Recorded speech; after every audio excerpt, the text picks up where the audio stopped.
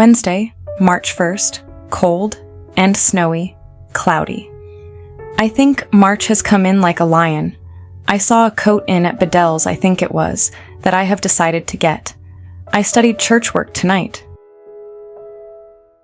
Thursday, March 2nd, cold, partly sunny.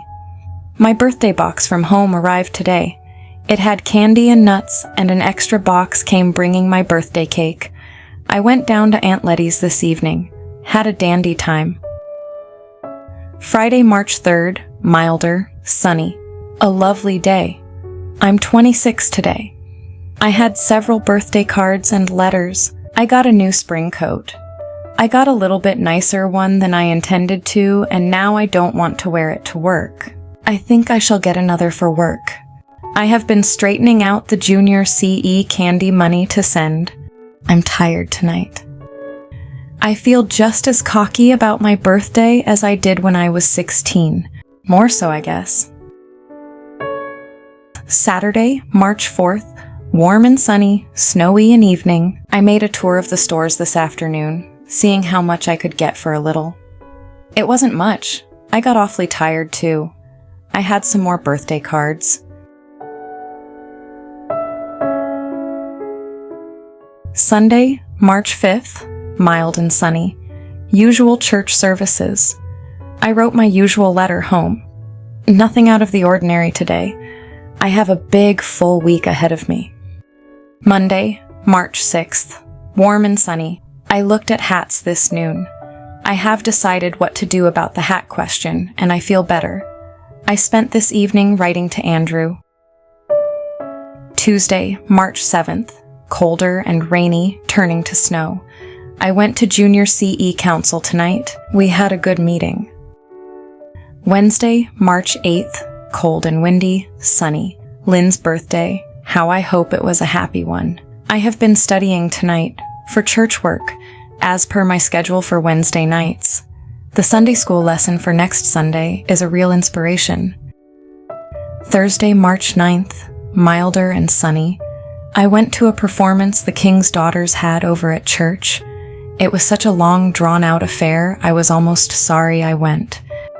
The King's Daughters was a Christian service organization focused on spiritual development and humanitarian work. Organized into local units called circles, members dedicated themselves to supporting hospitals, schools, and homes for the elderly through fundraising and volunteer work. These groups often hosted musical programs or plays to fund their charitable missions. Friday, March 10th, mild and sunny, a little hazy. Such a splendid day for me. What's all this about Fridays being an unlucky day? I found the dearest hat this noon in at the Paris. It was still there tonight, and I got it. Such a dear hat, and it looks as if it were made especially for me. I went over to choir practice, but there was none, because there's to be a quartet Sunday night. So I went to Chilson's, where I got that money order mix-up all straightened out. Then home, and I hadn't been there 5 minutes before Shims and Mabel called to take me to the show. We went to Lowe's Star and saw Harold Lloyd in a funny play, and it really was funny. I had such a nice time. I wore my new coat and hat, and I felt scrumptious.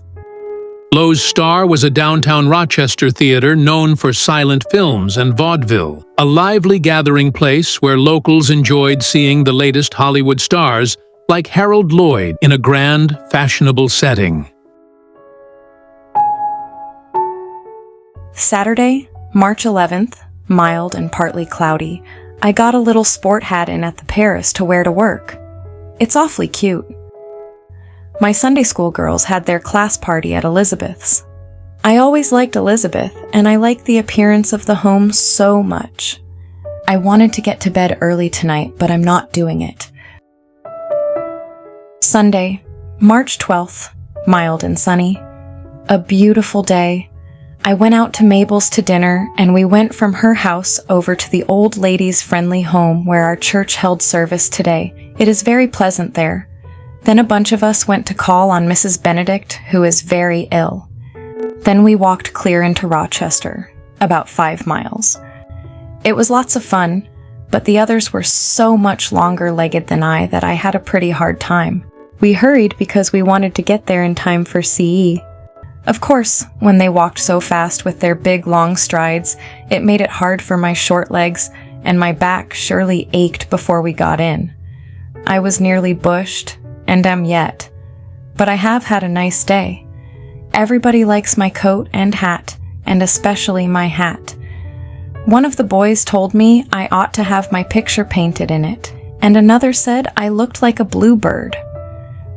Founded in 1849, the Friendly Home was a residence in Rochester that offered elderly women a safe, dignified place to live when they could no longer live on their own. Supported by local charities and churches, it provided a caring, community-focused alternative to public institutions, with frequent visits and services from nearby groups. It still operates today as a senior living and nursing care community. Monday, March 13th, mild and sunny. I wrote my home letter tonight. I also wrote some others. Tuesday, March 14th, warm and sunny. I had a letter from Thomas tonight, and one from Andrew. I enjoyed the latter so much that I sat down and answered it at once. Wednesday, March 15th, a little cooler and sunny. Edna and I had supper at the Powers tonight. Then we took our usual walk up Main Street to look at the shop windows. Then I went over to prayer meeting because our Easter committee met tonight. We have laid some plans. I am dead tired. I don't feel very ambitious about anything tonight except to crawl into bed and sleep, sleep, sleep. Thursday, March 16th. Quite cold but sunny with snow and morning. I studied tonight. There are some children in at Neisner's 5 and 10 that I must keep watch of. It seems to be my job to see to these things. I am glad I have the chance as long as they go on. Jane Cowell is at the Lyceum in Smilin' Through. I want to go to the matinee Saturday. The Lyceum Theater was Rochester's leading venue for professional live theater, featuring top Broadway tours and famous actors. Smilin' Through, starring Jane Cowell, was a romantic fantasy play that followed the story of a young woman whose chance at love is threatened by a long-standing family feud. Friday, March 17th. Cold and windy with snow. St. Patrick's Day in the morning. We at the office vied with each other in personal decoration. By the time I finished the day, I had on a green tie, an orange paper chrysanthemum on top of it, and a green silk shamrock with a little white clay pipe on top of that. I felt very festive. I have been writing to Mrs. Wood tonight. Saturday, March 18th, quite cold and sunny. I went this afternoon to the Lyceum to see Jane Cowell in Smilin' Through. It was a beautiful play, cleverly staged and wonderfully played. Jane is an artist, and so were all the members of the company. If I can ever grip an audience like that, I shall realize one of the dearest of my earthly dreams. I wore my new hat and coat and felt quite nifty. I indulged myself in some fresh maple sugar today from Whittles. It was awfully good. Sunday, March 19th, mild and sunny with rain in the evening. Everything as usual. This evening, Mabel and I started on an errand between CE and church, and Shims offered to take us. He had an errand himself, so we were late getting back to church. We almost ran over a cat. I'm so glad we didn't. Monday, March 20th, cloudy and rainy. Work is getting slack at the office. I washed my hair tonight. No mail. Martha and her sister are rushing it tonight to see The Bat. The Bat was a smash hit mystery play famous for its thrills, hidden passages, and a masked master criminal. It defined the whodunit genre for 1920s audiences and was known for keeping theatergoers on the edge of their seats until the final reveal. Tuesday, March 21st, chilly, damp, and snowy. My rubber gloves are just filling the bill at the office. I can keep my hands twice as well. Edna has asked me out to her house tomorrow night. I intend to go if the weather is fair. Working in a 1920s office meant handling messy carbon paper, heavily inked typewriter ribbons, and industrial mimeograph fluids that easily stained the skin. Dorothy began wearing rubber gloves to protect her skin from ink stains and irritants. I had a letter from Andrew tonight. I was sort of disappointed in it. Wednesday, March 22nd, cold and partly cloudy. I went with Edna tonight out to her home in Spencerport. I had the loveliest time. Edna has such a nice homey home and such a lovely family. And the home cooking tasted wonderful.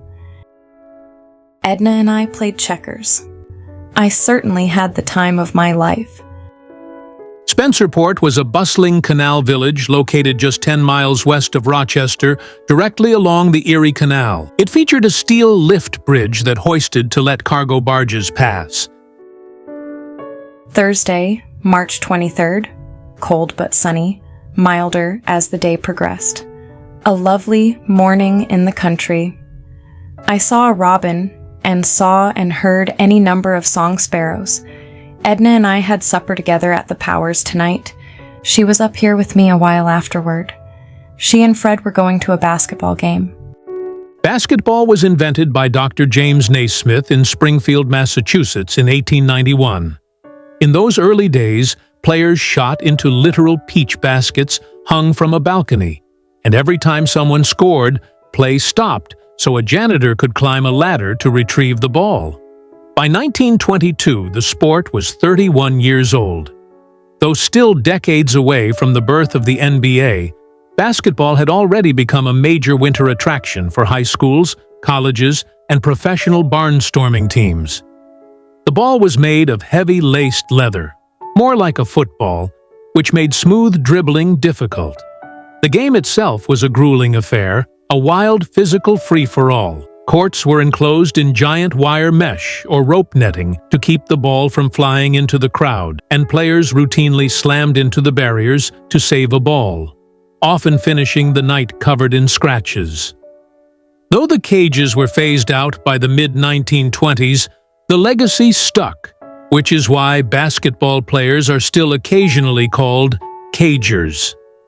At the time, every made basket triggered a jump ball at center court, slowing the pace and keeping scores low. A final score of 28-20 was considered a high-powered, thrilling offensive game. But around this period, basketball began shedding its free-for-all origins and moving toward a more organized, standardized sport.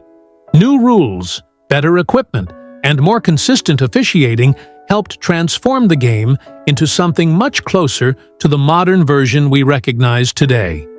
Friday, March 24th, milder and mostly sunny. Choir rehearsal tonight.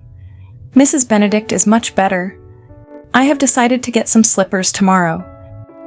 Saturday, March 25th, warm and sunny. I had a glorious time today. In the first place, I went into the Sterling and got the duckiest pair of Spanish-style patent leather slippers. I just love them. Then I went vagabonding. I walked to the end of the Clinton car line and climbed all up and down the sand banks, finally ending up on Pinnacle Hill. There were any amount of youngsters out flying kites. I strayed into the old ruined Catholic cemetery on Pinnacle Hill and found it so romantically interesting that I had hard work to make myself come home. I came down past the orphanage and walked home by Monroe Avenue. I was awfully hungry and overate. I certainly had a lovely day.